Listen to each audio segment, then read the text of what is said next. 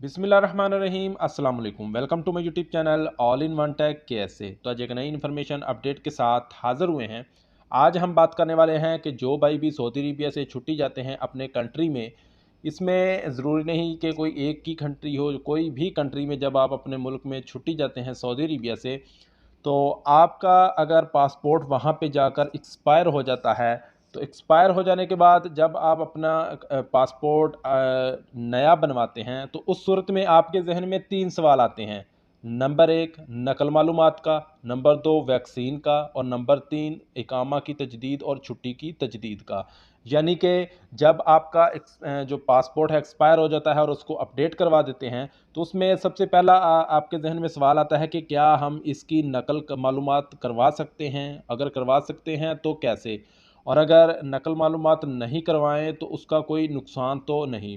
उसके बाद वैक्सीन की जो शराइत हैं सऊदी अरबिया में एंट्री की, क्या हम जो वैक्सीन लगवाएं वो अपने पुराने पासपोर्ट पे लगवाएं या नए पासपोर्ट पे? उसके अलावा जब आप अपना जो छुट्टी या इकामा तजदीद करवाते हैं या हुकूमत की तरफ से फ्री जिनका इकामा और छुट्टी तजदीद हो जाती है, जैसा कि हर बार हर महीना 1 महीना हो जाती है, तो क्या उस सूरत में अगर आपका पासपोर्ट एक्सपायर है तो क्या आपकी भी छुट्टी तजदीद होगी या नहीं? आपका भी जो इकामा है वो तजदीद होगा या नहीं?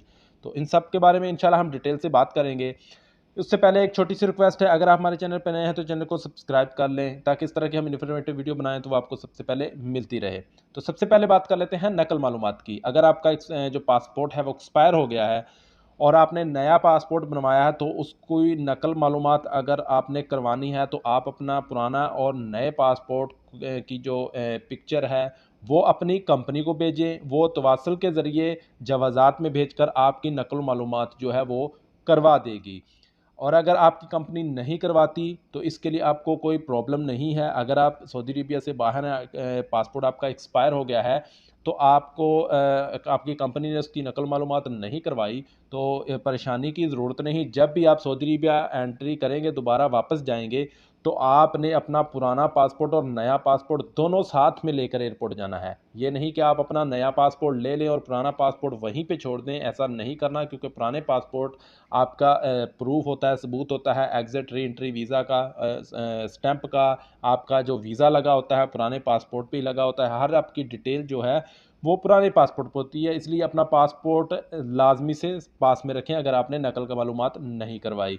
दूसरी बात कर लेते हैं कि जैसा कि सऊदी में वापस एंट्री की वैक्सीन की जो शराइत हैं वो ज़रूरी हैं, तो क्या आप वैक्सीन जो है नए पासपोर्ट पे लगवाएं या पुराने पासपोर्ट पे? अगर तो आपने नकल मालूमात करवा ली है तो आप नए पासपोर्ट पे अपनी वैक्सीन लगवाएं। अगर नहीं करवाई तो आप अपने पुराने पासपोर्ट पे ही अपनी वैक्सीन जो है वो लगवाएं।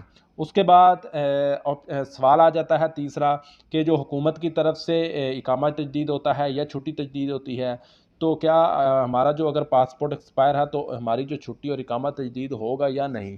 तो आपका इकामा और छुट्टी तजदीद हो जाएगा। इसका कोई इशू नहीं है, कोई मसला नहीं है।